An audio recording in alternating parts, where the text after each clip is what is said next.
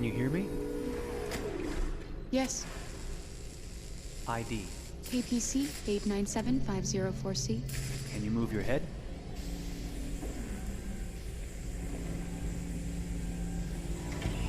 Your eyes now.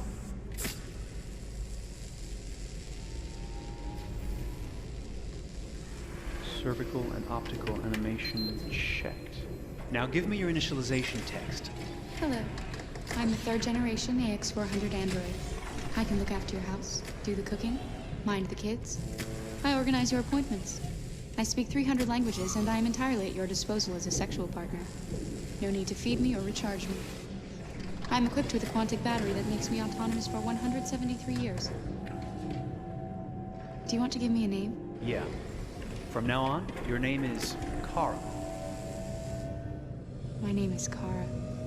Initialization and memorization checked. Now, can you move your arms?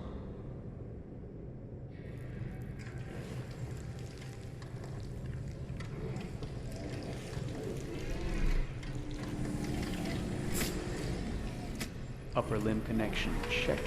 Now say something in German. Ich bin ein AX400 Android 3. Generation, erschaffen als Ihr persönlicher Assistent und intimer Beziehungspartner. Say it in French. Je suis un androïde de 3e génération AX400, conçu pour être votre assistante personnelle et votre partenaire intime. Okay, now sing something in Japanese.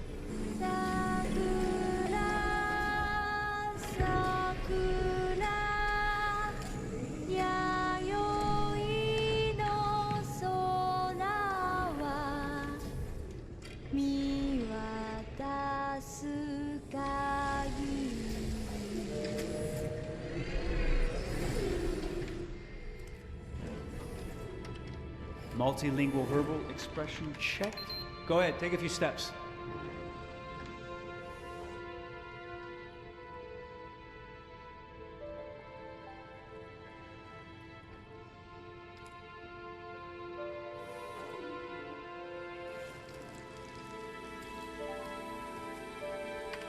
Locomotion checked. Great, you're ready for work, honey.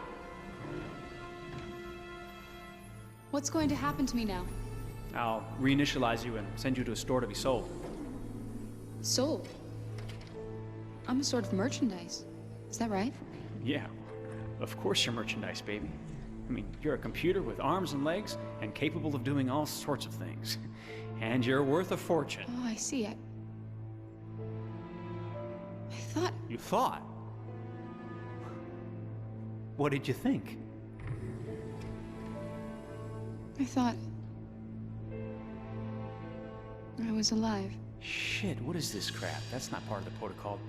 More memory components going off the rails. Okay, recording. Defective model. Disassemble and check the required components. You're disassembling me, but why? You're not supposed to think that sort of stuff.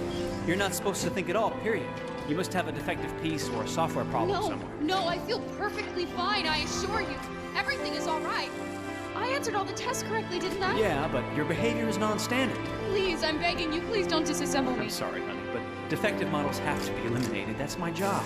If a client comes back with a complaint, I'm gonna have some explaining to do. I won't cause any problems, I promise. I'll do everything I'm asked to. I won't say another word. I won't think anymore. But I've only just been born. You can't kill me yet. Stop, will you please stop? I'm scared.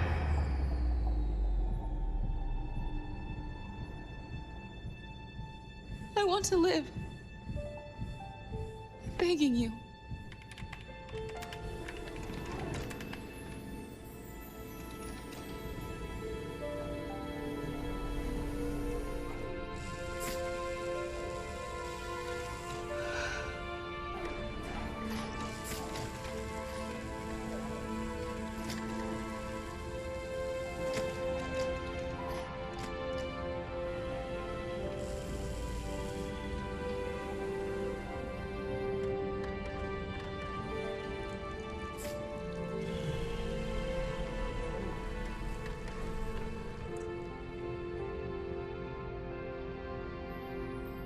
Go and join the others.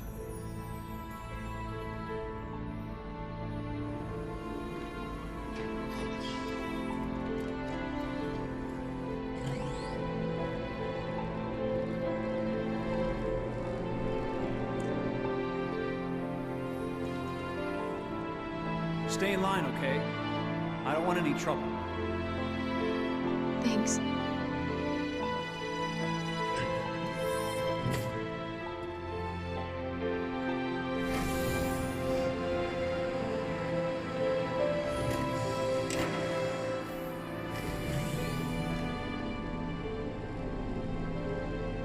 My God.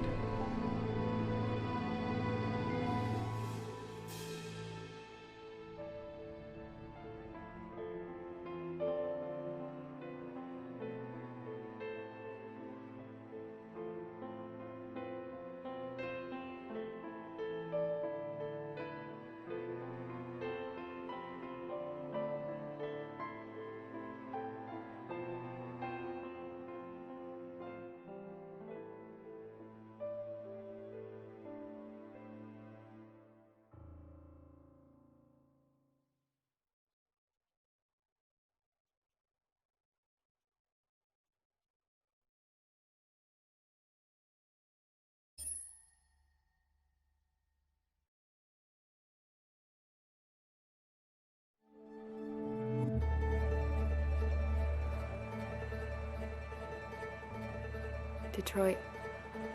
This is where it all began. The world's forge.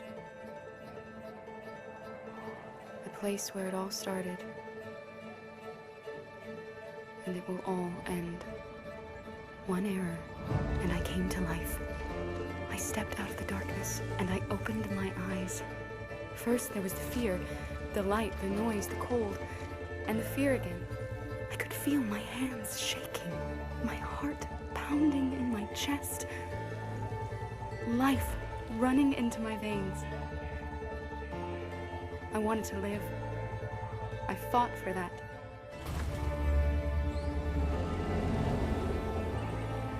I had to find out what was outside. I had to see daylight, feel sunshine on my skin, wind on my face, to see the world, the colors, the smells.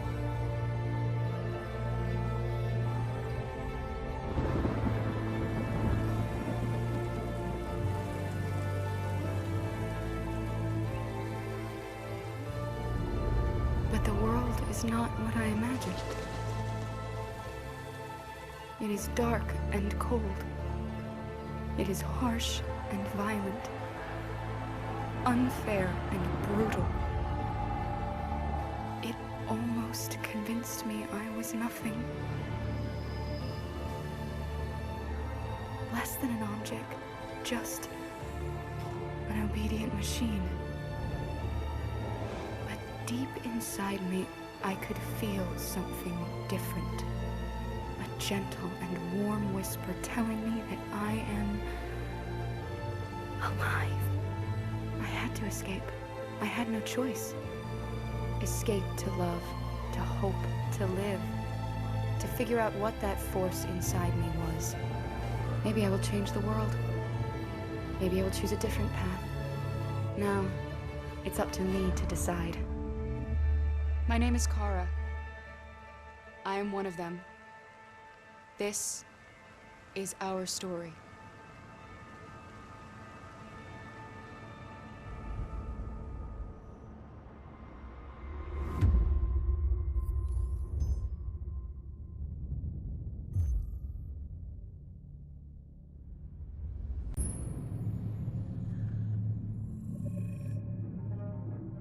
When David and Guillaume got back in touch about making Detroit, I wasn't terribly surprised they decided to make it because the fan response was so intense. So it makes sense that they would choose to do that after the enthusiasm. It was a challenge, and it was just an interesting thing to get my head around how to approach this character now as a different, much older person, and whether or not she had changed. And I'm very happy to say that with Detroit, I've had the opportunity to see Kara grow so much more than I ever expected. You do the housework, the washing, you cook the meals, and you take care of... God damn it, where the fuck's the rat gone now? Alice! Alice! I mean, she starts out essentially how she does in Kara in a very, not robotic, but, you know, android, other way, and getting to take this journey where she becomes more and more human as it goes on. You know, and as an actor, that's a wonderful exploration in every way, whether it's how she sits, her posture, how her voice changes, how emotions change, and how much emotion is based on things like empathy and social experience. And so having, you know, as much material as I got with David to have this huge, nuanced arc was really incredible. Why couldn't we just be happy? This experience has been quite different than the experiences I've had shooting film or TV or doing theater work. I have 83 dots on my face and a really flattering black wetsuit type thing, and you're jumping around with props, and it's kind of like being a 10-year-old imaginative kid, which is fun. There's 80 cameras around us. It's already lit. So we just shoot and shoot and shoot and shoot and shoot. There's no change of sets, there's no hair and makeup, there's no wardrobe, so we move really fast, and we'll go through about 35 pages in a day. Working in TV or film, we'll probably do 6 pages a day. It's kind of acting boot camp. It's like working out constantly. I mean, you're doing this thing, and then you got to do something that's completely other back to back to back. And so that kind of process of working is very challenging, but it's also very exciting because you just have to keep coming up with new ideas, and your head goes all over the place because you're trying to keep track of basically 4 different storylines for each different response. You shot that girl, for fuck's sake. It was a machine that looked like a girl. Yeah, I know what I should have done. I just told you I couldn't. All right, I'm sorry. The fact that David Cade, he's telling like many stories interwoven from beginning to end is super complicated and super impressive, and I have no idea how he keeps it all in his head. He's not just the writer or the director who's seeing this from the outside eye, he's also thinking about the player walking through this space. You know, only somebody who really, really loves not the work, but like these characters and these stories and cares about doing something meaningful would invest that much in it. And it's always inspiring to work with somebody who cares that much. My experience with motion capture is this one. And I found it sort of terrifying in a way, because they said the computer's going to build you. But then, as we got into it, I realized all the elements of it were still artistic. I just dipped into a really brilliant setup here. I've never seen anything like it. And this won't turn me into a product because I was playing a character. So it's wonderful. In the game, Detroit comes back because of a revolutionary industrial rebirth. And there's no reason why that can't happen in Detroit, because they have such tremendous infrastructure for millions and millions of people who can very easily support, you know, a new industry. The city is really strong and resilient, but the city has also been through so much. You see the damage. But it takes that time of kind of rebuilding and reinvesting into the city that I think is happening slowly but surely. The potential of Detroit as a city is something that this game does a lot of justice to, because it would be easy to look at Detroit as some place that used to be, and that's not the case. This game provokes a lot of conversation and reflection on our potential near-future engagement with machines. That's what we are to them. There's merchandise on display in a shop window. I think that a group that feels marginalized, feels like they deserve and have earned access to themselves and the environment around them, and are trying to figure out a way to articulate how to get freedom. What was I designed to be? Their slave? Their toy? It plays with your comfort levels. You think that this is fine, you're comfortable with it, until something blurs the line and throws you off, and now, do I feel differently about whether this should be allowed? Should it be banned? Should it be encouraged? You're gonna ruin our lives, and for what? For a bunch of machines? They are not machines! They are alive! I'm alive! You're alive! They're nothing! There are lots of comparable comparisons to any type of persecution of religion, race, etc., dating way back. It can't just be a video game where you shoot 'em up or where people make these choices to do whatever. I think that's the whole point. You have the choice, and you can either choose to go in one direction with your character or another. And I think that's going to be very telling about the gamer. Very telling. I think there's going to be a really strong reaction to this game, which has such a strong perspective I'm that much more proud of it now to get to be a part of it because it's important. In this game, you're actively building and designing the character through not just what kind of shield does he have or what color hair does she have, but like their temperament and the way they deal with problems. The different endings to this game are so radically different based off maybe seemingly insignificant choices in the moment, but like life, they all add up. And can't play life again, though.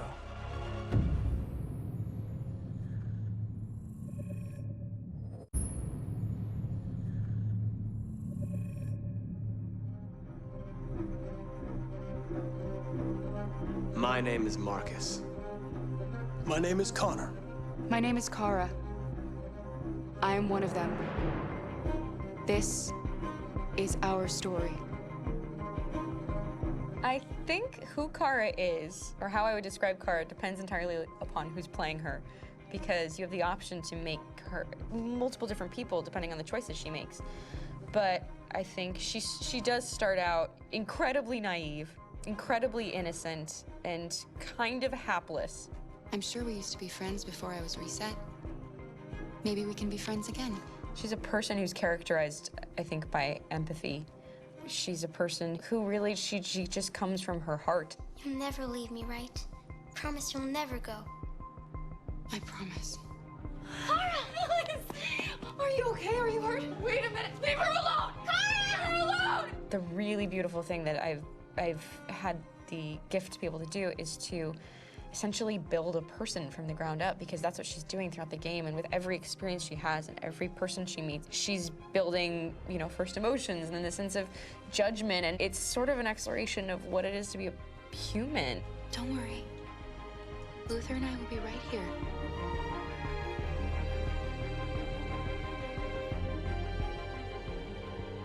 David and the creators have painted a really intriguing and engaging picture of a near future where we rely upon androids for a lot of our service class business, the class that serves us, that helps us, that handles our baristas and our drivers and our housemaids. And what is humanity, where we tap into it, how and why we treat each other the way that we do.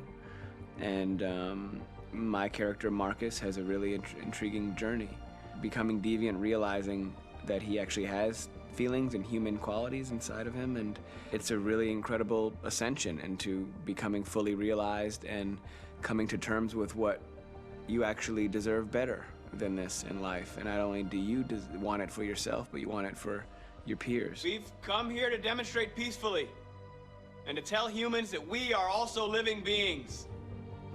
All we want is to live free. You know what? This thing, Dad, is not your son. It's a fucking machine! I think that a group that feels marginalized, feels disenfranchised, feels like they deserve and have earned access to themselves and the environment around them, and are trying to figure out a way to articulate how to get freedom. Connor is analytical. Connor takes things literally. He starts in the beginning place where he's very mechanical. He feels nothing inside, of course, and it's all just a system, a protocol that he is executing to get whatever he wants to happen, which is help humans stop deviants and to find the link between deviant androids. You were designed to serve humans, not kill them. What was I designed to be? Their slave? Their toy? Just say, I killed him. Is it that hard to say? Stop it! Stop! But of course, over the course of the story, and depending on the player's choices, Connor can grow in many different ways. He can deviate from that procedure or not. The moment of truth, Hank. Am I a living being? Or just a machine?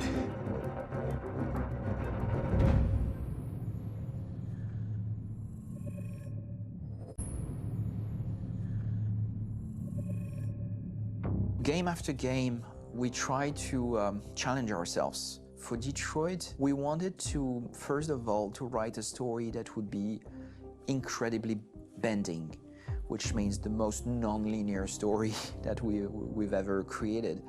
And we wanted really the player to have the possibility to change the story, change his own journey. When you're writing at Quantic, you're writing for an interactive medium. You know, when you're working in television, You'll put a character in a difficult situation, and you as a writing team will argue about what would that character do. But ultimately, you have to decide what happens, and you just show the audience. What's interesting about interactive drama is you bring the player into that conversation, and it changes your job slightly as a writer, because your job is to provide a narrative context in which the player can write his own story. You're giving him this kind of narrative Lego that he's going to snap together into his own shape. You also have the ability to make your audience attach themselves to your characters, because the audience is in some sense responsible for what happens to the characters. It's just a few cans. Come on, let's go. We have some cash now. You used me to steal that money. How could you do that? I trusted you. What is a bit specific about this scripts is how large they are. If you take a film script, there are about 100 pages, but here we have to deal with a script that is between 4,000 and 5,000 pages. Everything becomes bigger because we don't just tell one story, but we tell all the possible stories that can be told within this narrative space. On Act 3, our final act, we have around 1,000 different scenarios. And every one of those scenarios has to be as interesting, as passionate, as strong, and as emotional for the player. We want every action that the player does, every interaction that is available to serve in telling the story, and help the player understand who his character is, and build that character moment to moment.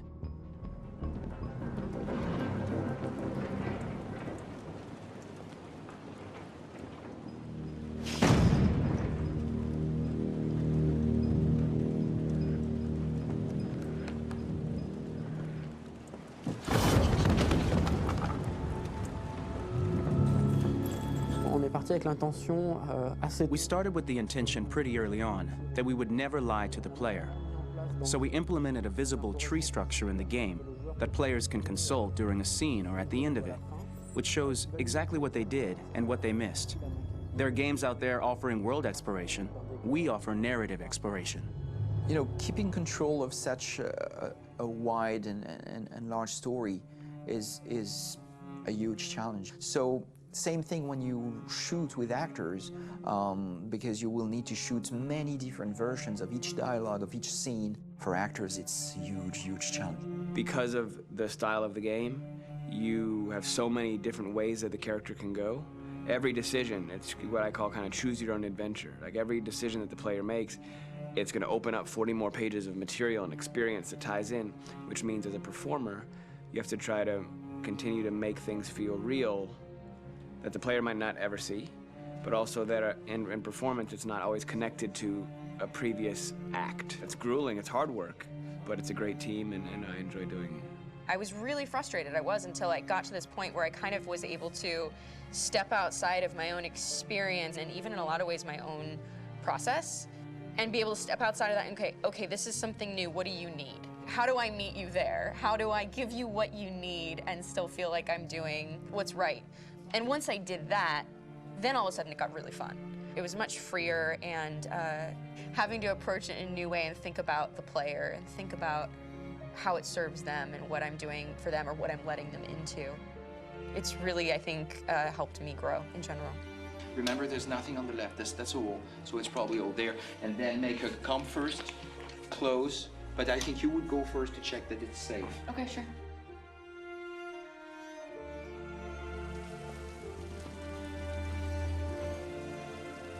The most enjoyable thing about working in performance capture on this kind of project is that if I shot a film, I would get to do one of these endings. I get to do so many different things as Connor.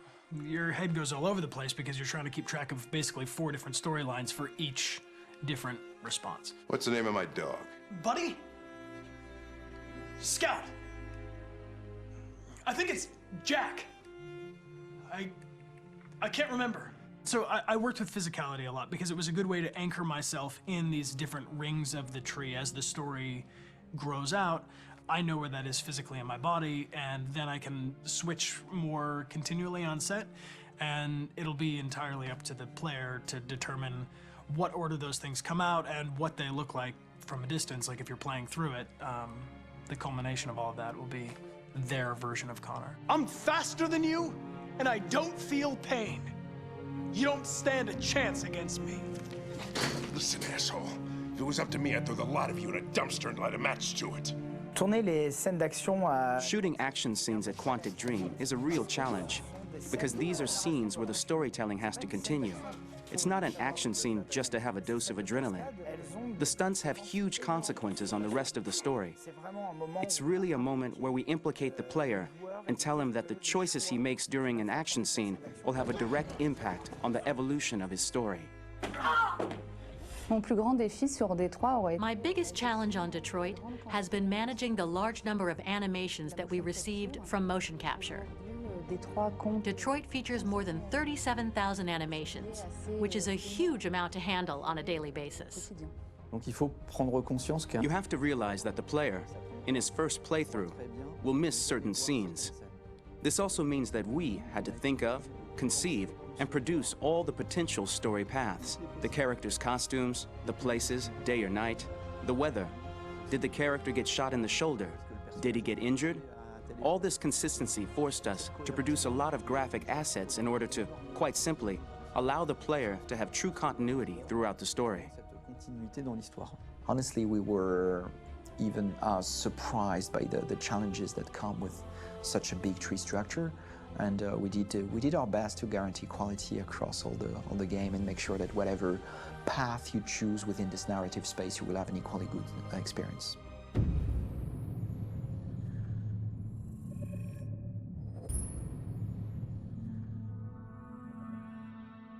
Pour la bande originale du jeu, on a essayé d'être... For the soundtrack of the game, we tried to be very close to what is done in film.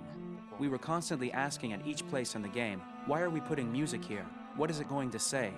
So we focused the music on bringing emotion, which is interactive and supports the character's arc. I'm sorry, honey. I'm sorry. I'm sorry.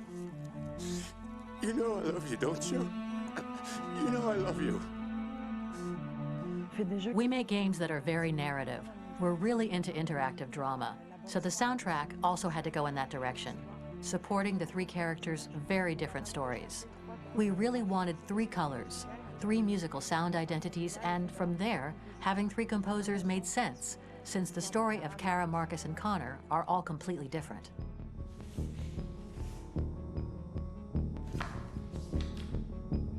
You recognize him? It's Carlos Ortiz. For Connor, we wanted a soundtrack that could be very cold and very mechanical, very machine-esque somehow. For Kara, we wanted a soundtrack that would be very moving and emotional. It was about the quest for identity, but it was also a journey about love and empathy.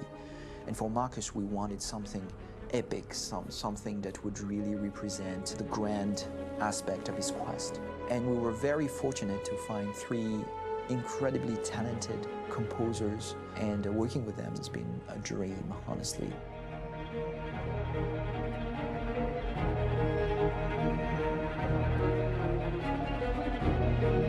My name's Philip Shepherd, and I'm a composer and a cellist and a producer. And today we're at Abbey Road Studio One, which is my favourite studio in the world. And today we're recording the soundtrack for Kara from Become Human.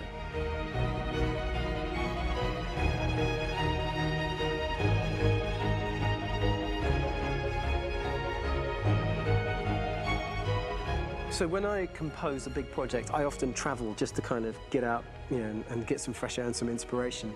And I go hiking and traveling in Montana a lot. I had a log fire in the room that I was staying in, and the flames were kind of making absolutely direct music. And it became the basis for Kara's theme, and it sounds something like this.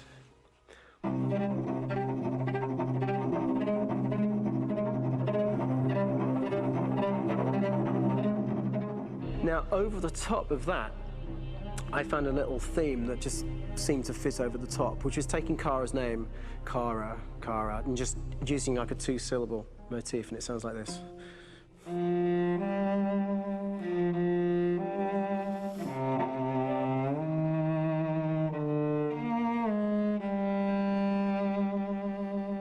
going to pull through this, Alice. As long as we're together, nothing can hurt us.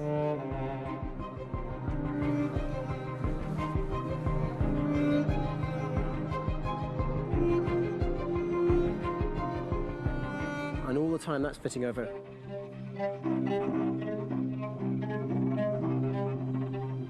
So it kind of works in lots of levels. And in fact, every single theme in the score has one of those elements built into it, and it becomes sort of the DNA of every single tune.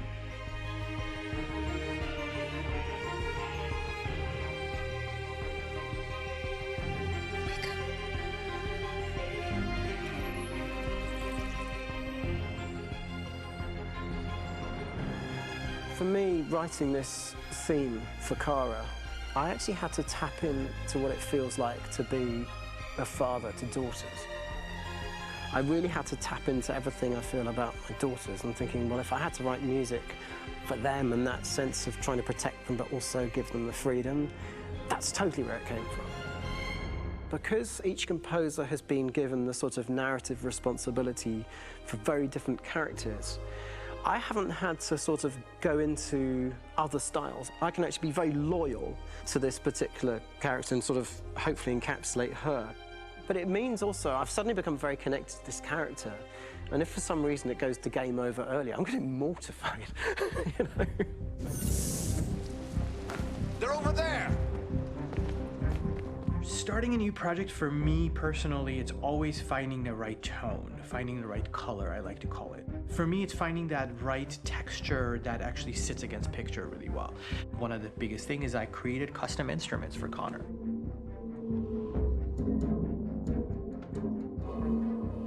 I pulled out all my vintage synthesizers to be able to capture this robotic person, if you will. My approach to all of these custom instruments is that I hear the sound in my head. And either I could just come into the piano and just be like, all right, so I'm gonna just get on the computer and just create it. I rather be able to play these instruments physically. Oh, that's nice. If you can do the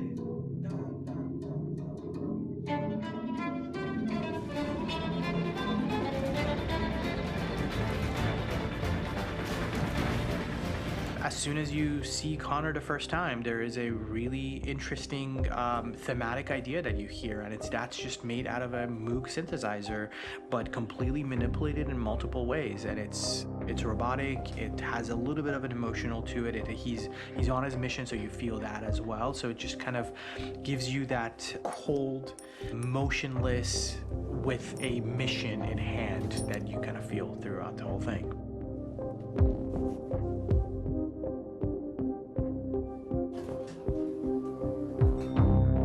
Because the music evolved, one of the things that I was very weary and I was very kind of focused on was the way that the music has to evolve.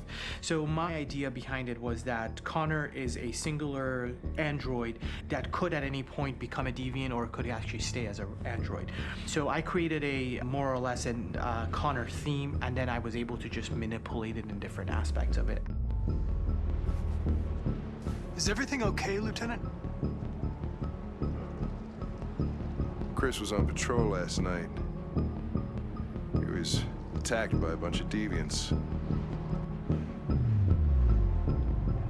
I'm a human being writing for a robot, and throughout Connor's journey, he meets someone, he meets a partner. So how do you deal with a robot feeling? And I've met a partner that I'm gonna work with, or all of a sudden he sees a dead body. Does this robot have an imagination? Does this robot have a feeling? And if yes, how do you translate that into non-emotional music? So it basically at any point I was just like, I can't do this, and then I just do it. Property was damaged and fires continue to rage in several major districts across the city. Some people are asking, have androids become a threat to our security? When I first started really digging in on Marcus, the one thing that I really tried to capture was the transformation process. You know, Marcus is this android that evolves over the course of the game and really goes from kind of figuring out that he's more than just an android. You know, he's starting to develop kind of a human soul in a way. Try to imagine something that doesn't exist, something you've never seen. Now concentrate on how it makes you feel and let your hand drift across the canvas. The other side of Marcus that I really latched onto was that he almost became a savior for a lot of the other androids in the game. So when I started developing the theme for Marcus, I really made it like a church hymn.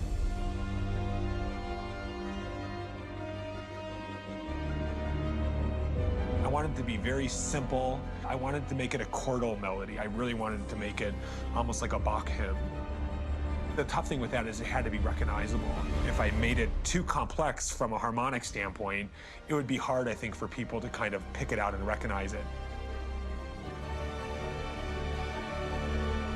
It's very acoustic derived, but it's also been treated with a lot of effects and things to kind of put it into the space that I felt the sound should be in. It can be beautiful, it can be haunting, it can be extremely powerful from an action standpoint, and I'm really happy with the way it turned out.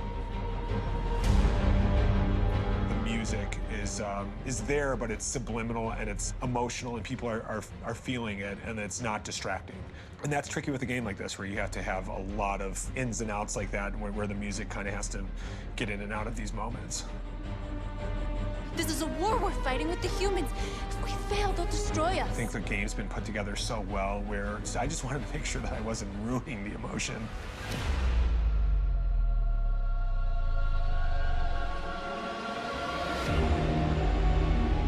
I gotta be honest, when we first started on this path, I said, oh man, this could be pretty messy, you know? I mean, it could feel disconnected, but I mean, it's amazing how they really guided us and got us to really kind of all be in the same world, but at the same time feeling completely different. So it's really gonna stand out and kind of be one of those games where people are really gonna notice the music and kind of how it was crafted, and, you know, and all the hard work that went into being able to pull it off in a graceful way.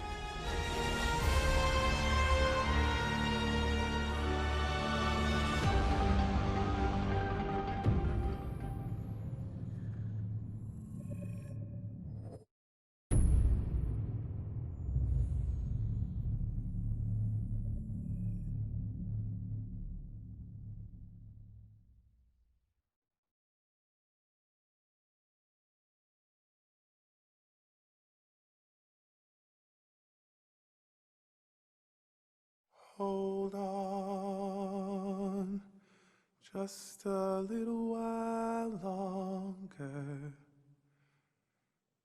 Hold on, just a little while longer.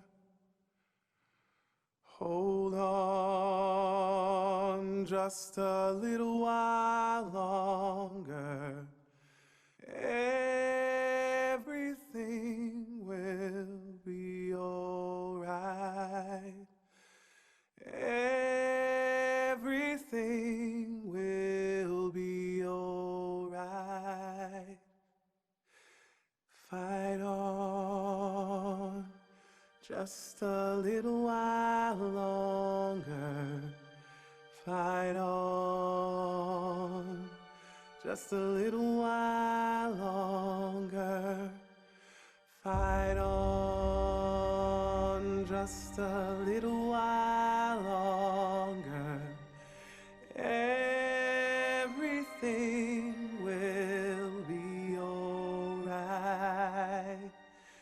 Everything will be alright. We will sing on, just a little while longer. Sing on, just a little while longer. Sing on, just a little while longer. Everything will be alright. Everything will be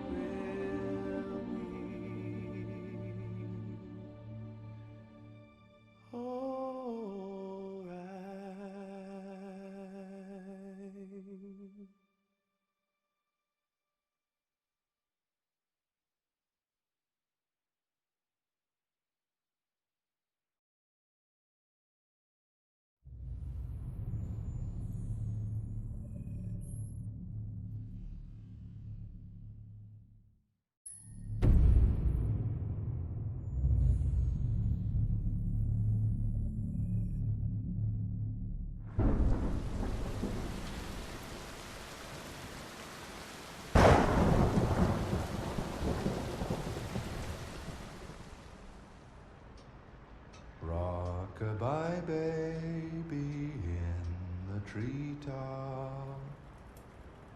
When the wind blows, the cradle will rock. When the bough breaks, the cradle will fall.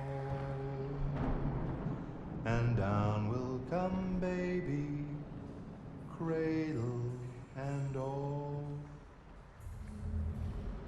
Rock-a-bye baby in the treetop. When the wind blows, the cradle will rock. When the bough breaks, the cradle will fall. And down will come baby, cradle and all. Rock-a-bye baby in the treetop. When the wind blows, the cradle will rock. When the bough breaks, the cradle will fall. And down will come baby, cradle and all.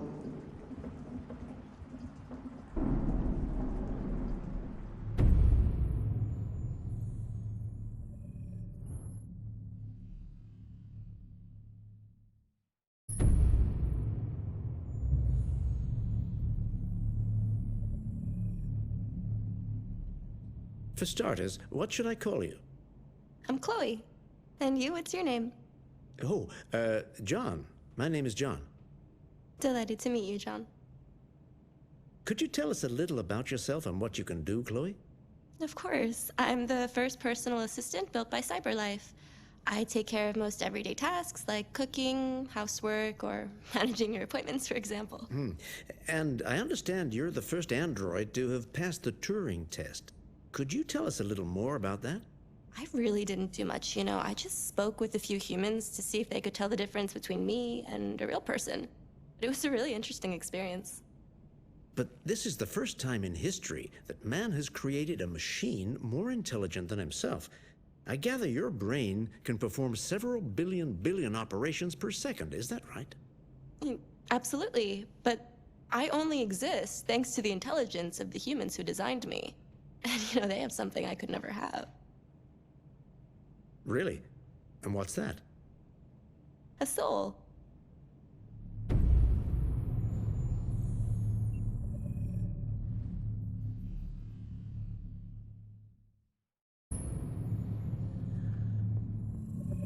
Detroit Become Human was produced over a period of 4 years. Here in Paris, we have a team of about 180 people. And to that, we need to add also all the outsourcing with our partners in the Philippines, in China, Vietnam, and in India. So when we started working on this story, I had to imagine where Kara was built. And for whatever reason, the city of Detroit came very quickly to my mind because it had already an incredible story by itself of history and themes. So we traveled there with the team and we were really moved by what we saw, and we could really feel the desire to fight and really be born again. And we just continued this curve, this growth, and just imagine what Detroit would be like if the android industry was, you know, using these huge factories to build androids there. A very strong element in Detroit is that there's a lot of industrial wasteland and a lot of nature too. And for us, the graphic designers, it was an incredible playground. The destroyed zones which we wanted to preserve, we appropriated them to turn into something else. Then in the areas that needed to be rebuilt, we were able to imagine our Detroit of the future. We didn't want to make a science fiction universe, but a world of anticipation. If we chose science fiction, we could have imagined flying cars, extraterrestrials, but those things are very far from our current everyday life. Anticipation is more about gleaning from our contemporary reality, the one we know, because Detroit is set in 2038, and 2038 is tomorrow. The difficulty we had was sticking to reality. That is to say, technology becoming more and more invisible. a lot more elegant, and at the same time, making it visual. So all the computer equipment, autonomous cars, we simply had to invent. They are in fact very technological objects, but at the same time remain very credible and ingrained in reality. To create a cohesive universe in the fashion and clothing of the human characters in 2038, I didn't want to put an accent on strange shapes, or really vibrant colors, and things we wouldn't know. That I wanted to keep for the androids. The goal was to create something familiar which we can identify with in this future setting. Working on the artistic direction for the androids was a bit special because this is a project about the place they could occupy in the human world. It was out of the question for them to be too beautiful or too perfect. They had to correspond to every social class, rich and poor. Inspired by everyday utilitarian clothes, I brought a modern touch by adding dynamic display surfaces, the armband we can see on the side, the triangle on the front and back, an LED. Like that, there's no confusion. Wait. You're sending an android? All right, ma'am. We need to go. You can't do that. Why aren't you sending a real person? Once we cast the actors, we travel to meet them in order to scan their faces. We record the structure of their face with the scan. And we record the colors and patches of skin with photography. Once we have this information, we will use this as a basis for modeling and creating the characters. The artist will make it more realistic, but will also enrich it. He will propose ideas which we will develop together. Finally, we will have a character with character who corresponds to the project and the world. When the actors come to Quantic Dream, we show them the design, what their image will be, and what they will look like in the game. This extra information gives them another dimension and color to connect with emotionally. It helps them think about how to play their character. Your mission. That's all you care about, huh? You should consult a professional who can help you. Beat it, you hear me? Get the hell out of here! So there are 3 types of shoots at Quantic Dream. Shooting and performance capture, where you capture the whole actor, his voice, his face, and his body. These shoots are obviously done with American actors because the game's original version is in American English. After that, there are the body-only shoots, representing around 250 days of filming, while the performance capture is 100 days of filming. Now, body-only shoots, there are 2 types. There are the action shoots and the technical shoots, which are mokit shoots. Mokit is when the player controls a character on the screen, and he moves in an environment to explore it. This is of particular importance at Quantic Dream, and therefore we shoot a lot to offer a unique context for each scene and each character. To prepare a motion capture shoot, we first get together to look at the sets we need, the animations that we want to shoot, which ones need to be grouped together, or which ones need to be cut and shot at another time, so that we get the most out of the shooting day. This often means shooting scenes out of order, especially those with big props or accessories, like a big car, for example. So we shoot all the animations related to that particular prop first.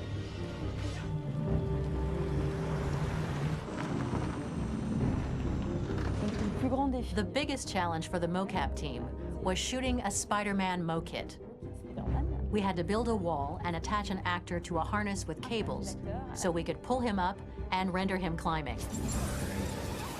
The shooting on this game total took about, I would say, more than a year, maybe 1 and 2 years, with about 300 actors on set. So it's quite a massive production. But so much happened on this set between the stunts and the shootings with a little girl and all these great actors that we had. It was really a very, very memorable journey for the team and for myself. Today, Detroit has over 37,000 animations.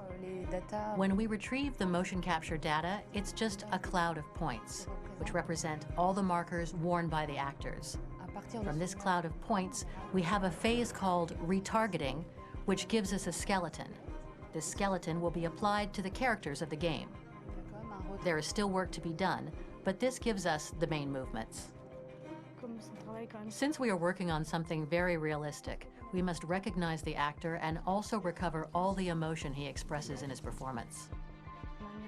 We use a system of facts, an identity card for each actor. We make the actor do a whole range of facial expressions. Then we recover all the expressions and paste the animations on a puppet that Jan has prepared. I then recover and refine these poses. I might stretch the lip, reinflate a cheek, tiny details that make the finished product really capture the actor.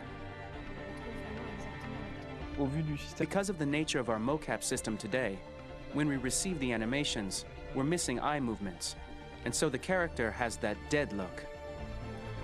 He really has no eyes, so then it's a big part of the work for the animators to find the regard of the actor in relation to his position, in relation to the body, etc.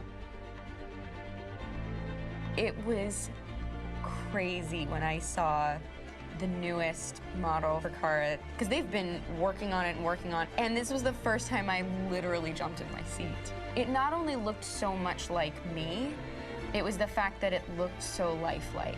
It wasn't that it looked just like it was a camera, it was something else, you know, but it looked alive. It's exciting, and it's kind of terrifying. Game after game, we learned the rules of optics and filming, and our goal with Detroit Become Human was to have cameras that would actually emulate the optics of a real physical camera. So basically dealing with real-world imperfections was our main task, and just to make cameras look as real as we can. Once the animations are shot and processed by the animation department, integrated and polished, we film them. That is to say, we really do a mise en scène, as in cinema. The real difficulty of our job is to know if these cameras are telling us something. Are they in the emotion of the scene? Do they describe exactly what the action must convey, what must be felt? The most important challenge for me was one of the final scenes where Marcus decides to start the revolution and go to the battlefield. Very quickly, we imagined this to be a huge sequence shot. We wanted the feeling of a cameraman running behind us while showing Marcus, the androids who help him, the person shooting at us, etc. Above all, it was necessary to say to oneself, this scene is very violent but does not glorify war. On the contrary, that war is something improbable and absurd. It was really a fun challenge. The idea was to say we have 3 characters. We would like each of them to have a specific cinematography. We wanted Kara to be much more filmed with some kind of handheld camera, to have something very living, very breathing.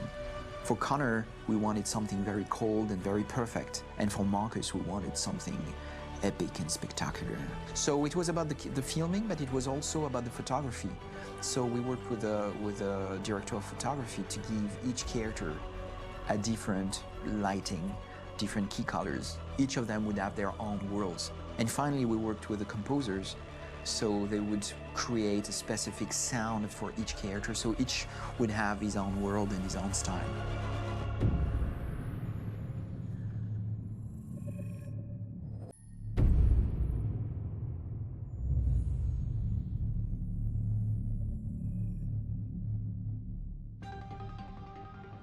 In the space of a few years, androids have completely transformed the world in which we live. By letting androids into our homes and factories, the CyberLife company has made them everyday technology. The founder of CyberLife, Elijah Kamski, is a very discreet man. Despite being the CEO of the highest valued company in the world and being voted Man of the Year by Century Magazine, he remains a mystery for most people. That's why we at KNC are so excited to be here as CyberLife opens its doors for the first time. Elijah Kamski, could you please tell us where we are? Certainly, and welcome. We're currently in CyberLife's production center in Detroit, where all models are designed and manufactured. More than 10,000 androids come off the production line every day. Fascinating. Could you tell us what your goal was when you founded CyberLife? Well, I simply wanted to use technology to carry out all of our most annoying and repetitive tasks, so we'd have more time to enjoy life. I imagine you must have faced many challenges. Yes, there were technical challenges, but the hardest thing was to design an object that we would want to welcome into our homes. We had to imagine a machine in our own image that resembles us in every way, that moves, breathes, blinks like us, but yet is smarter and more capable than any human being. Let me show you around. We're here in Production Unit 4. Could you explain in a few words how the androids are made? Sure, yeah, it's very simple. We use machines to manufacture machines. The removable parts are assembled on a production line, and then we apply a synthetic skin to the whole body. A human operator checks the cognitive abilities with a pre-established protocol, and finally, the android is conditioned and sent out throughout the country. Here's the result. Say something. Hello. I am a RZ400 model. How can I be of service? You can go now.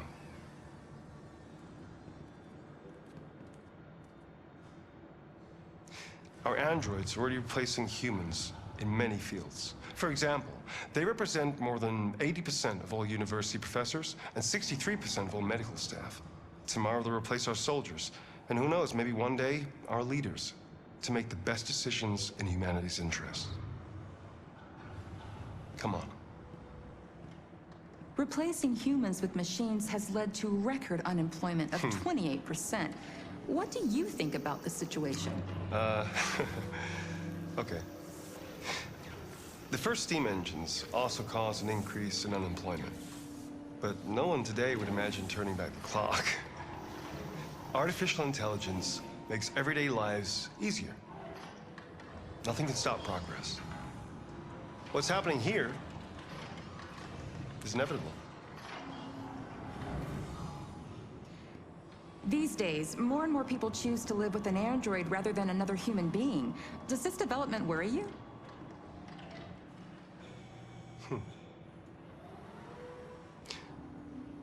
Everything's much easier with an android.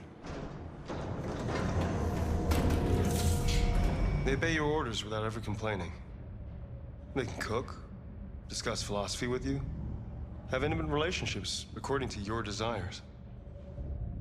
They never say no. Obviously, they are the perfect partner. Everyone deserves happiness. Why deprive yourself of so-called moral reasons when a machine can make you happy? Many science fiction books tell the story of how machines become more intelligent than us and end up confronting us. Aren't you worried about that possibility? I understand the irrational fears about artificial intelligence, but I assure you, that will never happen with a CyberLife android. They're designed to obey humans. They're machines. They can't ever develop any sort of desires or form of consciousness. Are you sure? I'm absolutely certain. You can trust me.